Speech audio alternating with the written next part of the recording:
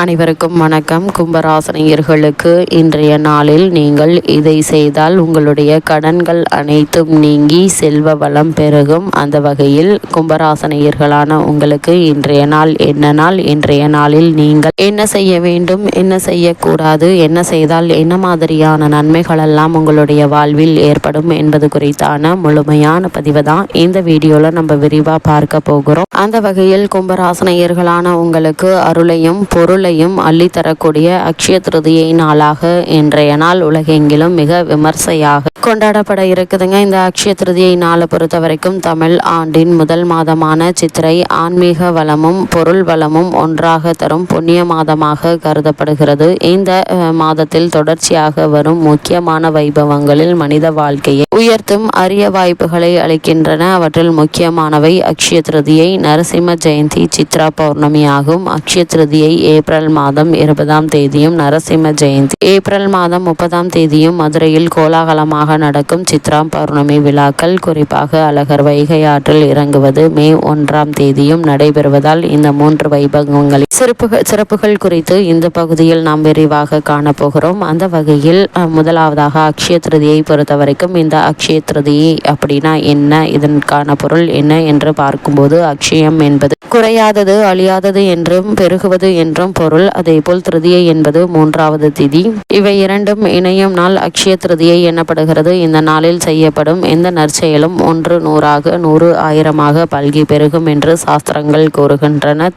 திதி இயல்பாகவே சுப திதி, அதுவும் வளர்பிறையில் வருவது இன்னும் அதிகமான மங்களத்தை தருகிறது. வளர்பிறை என்பது வளர்ச்சி, விருத்தி, பெருக்கம் ஆகியவற்றை குறிக்கும். ஆகவே இந்த நாளில் தொடங்கப்படும் செயல்கள் அனைத்தும் நிறைவும் முன்னேற்றம் அடையும் என கூறப்படுகிறது. அதே போல இந்த திருதியை பொறுத்த வரைக்கும் முதலாவதாக அக்ஷய திருதியை குறைவில்லாத புண்ணியத்தை தரும் நாளாக அமைகிறது. இரண்டாவதாக ரம்பா திருதியை அழகு சௌபாகியம் தரும் நாள். 3வது கௌரி திருதியை கௌரி வழிபாட்டிற்கு உகந்தது. சௌபாகிய கௌரி விரதம் திருமண நலன் வேண்டி கடைபிடிக்கக்கூடிய ஒரு நலனாக அமைகிறது. இதில் மிகச்சிறந்தது எல்லோரும் அனுசரிப்பது அக்ஷய திருதியை. காரணம், சூரியன் உச்சமடையும் காலமாக சித்திரை வளர்பிறையில் வருகிறது. இந்த காலம் ஆற்றல், ஒளி, உற்சாகம், வாழ்வின் எழுச்சி ஆகியவற்றை அதிகரிக்கிறது. இதனால் அக்ஷய திருதியின் புண்ணிய பலன் மேலும் பலம் அடைகிறது. இந்த திருதியை திதி என்பது வெறும் கால அளவல்ல, அது வாழ்க்கையில் ஒரு வளர்ச்சி சின்னமாக அமைகிறது. முதல் திதி பிரதமை ஆரம்பம், 2ஆம் திதி த்விதியை இரட்டை நிலை, 3வது திதி திருதியை விருத்தி, விரிவு, பெருக்கம் என்பதை உணர்த்துகிறது. அது மட்டுமில்லாமல் இந்த அக்ஷய திருதியை பொறுத்தவரை இக்காலகட்டத்தில் சுபம், திருதியின் மங்களம், அதே போல் திதியின் மங்களம், இயற்கையின் வளர்ச்சி, சக்தி, இந்த 3ம் இணைந்த அரிதான தெய்வீக நாள் அக்ஷய திருதியை குறித்து பல்வேறு புராணங்கள் விளக்கமாக எடுத்துரைக்கின்றன. பவிஷ்ய புராணம், விஷ்ணு புராணம் போன்ற புராணங்களில் அக்ஷய திருதியை பற்றிய குறிப்புகள் உள்ளன. திருமணம் போன்ற சகல நிகழ்ச்சிகளுக்கும் ஏற்ற நாளாக திருதியை திதி விளங்குகிறது. கல்வி கற்பதற்கும், தொழில் தொடங்குவதற்கும், ஹோமங்கள் போன்ற புண்ணிய காரியங்களை செய்வதற்கும், வீடு கட்ட ஆரம்பிக்கவும், கிரக பிரவேசம் செய்யவும், யாத்திரை மேற்கொள்ளவும் இந்த நாள் ஏற்றது என்று சாஸ்திரங்கள் கூறுகிறது. அது மட்டுமில்லாமல் பாண்டவர்கள் வனவாசம் செய்த காலம். காட்டில் தினம் அவர்களை சந்திக்க முனிவர்கள், பக்தர்கள், விருந்தினர்கள் வந்தார்கள். தேவோபவ என்ற தர்மத்தை மறக்காத பாண்டவர்கள் யாரையும் பசியோடு அனுப்ப விரும்பவில்லை. ஆனால் உணவு காடு என்பதால் கிடைப்பது குறைவு. இதனால் பெரும் கவலை அடைந்தார்கள். சூரிய பகவானை நோக்கி தவம் செய்தனர். பிரகாசமான ஒளியாக சூரியன் தோன்றினார். தர்மபுத்திரா, உன் மனம் தூயது, பிறர் பசியை போக்க நினைக்கும் உன் எண்ணம் எனக்கு இன்பம் அளிக்கிறது என்று கூறி அவர் ஒரு அதிசய பாத்திரத்தை அளித்தார். அதுதான் அக்ஷய பாத்திரம். இந்த பாத்திரத்தில் உணவு எடுக்கும் வரை எத்தனை பேருக்கு வேண்டுமானாலும் உணவு குறையாமல் கிடைக்கும். ஆனால் அவள் சாப்பிட்ட பிறகு அந்த நாளுக்கான அன்னம் நிற்கும் என்று சூரியன் அருளினார். காட்டில் இருந்தாலும் அவர்கள் இல்லம் அன்னதான மையமாக மாறியது. யார் வந்தாலும் யாரும் பசியோடு திரும்பவில்லை. அல்லல்ல குறையாத அன்னத்தை தந்த அக்ஷய பாத்திரம் கிடைத்த நாள்தான் இந்த அக்ஷய திருதியை நாளாக அமைகிறது. அது மட்டுமில்லாமல் இந்த அக்ஷய திருதியை அன்று குசேலனுக்கு கண்ணனின் அருளால் ஏராளமான செல்வம் கிடைத்தது. அக்ஷய திருதியை நாளில் சென்று சேவிக்க வேண்டும் என்று அவர்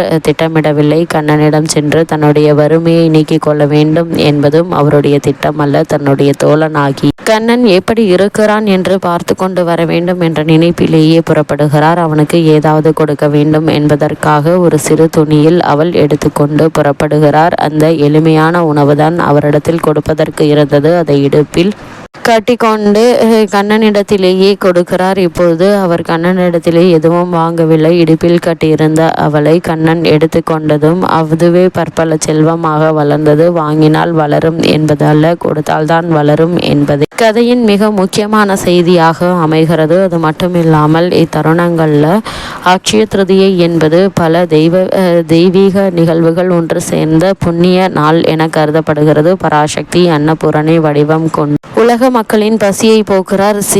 சிவனின் சாபமும் இதனால் விலகியது. அன்னம் மாயை அல்ல, வாழ்க்கையின் ஆதாரம் என்பதை உணர்த்தினார். இந்த நாள் அன்னதானத்தின் உயர்ந்த மகிமை கொண்டது. பசியை போக்குவது பரம தர்மம், பகிர்ந்தால் குறையாது பெருகும். அன்னம் அளிப்பவன் இறைவனே ஆகிறான் என்பதை உணர்த்திய நாள் இந்த அக்ஷய திருதியை. இந்த நாளில் அன்னதானம் செய்யுங்கள். ஒரு நெல் விதையிலிருந்து 1000 மணிகள் கிடைப்பதை போல ஒவ்வொரு சோற்று பருக்கை தானம் செய்யும் போது அது பல்மடங்கு புண்ணியமாக வளரும், அக்ஷயமாய் வளரும், அதாவது குறைவில்லாமல் வளரும் என்பதனால் அதிசய திருதியை அன்று அவசியம் அன்னதானம் செய்ய வேண்டும். சித்திரை மாதம் என்பதால தயிர் அன்னதானம் செய்வது மேலும் சிறப்பு வாய்ந்ததாக அமைகிறது. அது மட்டுமில்லாமல் இந்த அக்ஷய திருதியை நாளை பொறுத்த வரைக்கும் இன்றைய நாளில் ராமர் அவதரித்த திரியோத யுகம் இந்த நாளில்தான் தொடங்கியது. பகீரதன் மூலம் கங்கா தேவி பூமிக்கு வந்த நாளும் இது. அதேபோல் குபேரன் மகாலட்சுமியை வேண்டி வழிபட்டு செல்வங்களுக்கு அதிபதியாகும் வரத்தை பெற்ற நாளும் இன்றைய நாள்தான். அதேபோல் இந்த அக்ஷய திருதியை